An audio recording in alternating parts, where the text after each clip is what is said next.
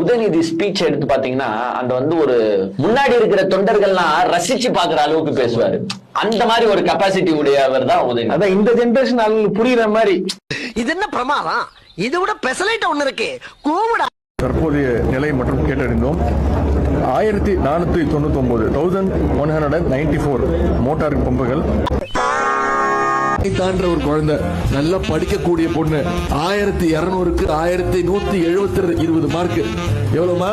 1200க்கு 1720, 1200க்கு 1720. நான் வைக்கிற ஒவ்வொரு டெஸ்ட்லயும் அவர் சென்டம் ஸ்கோர் பண்றாரு. படிடா, ஒழுங்கா படிடா. உதயநிதி துணை முதல்வரை பார்த்து நினைக்கிறார்கள் அவங்க அப்பாவே தேவல போல.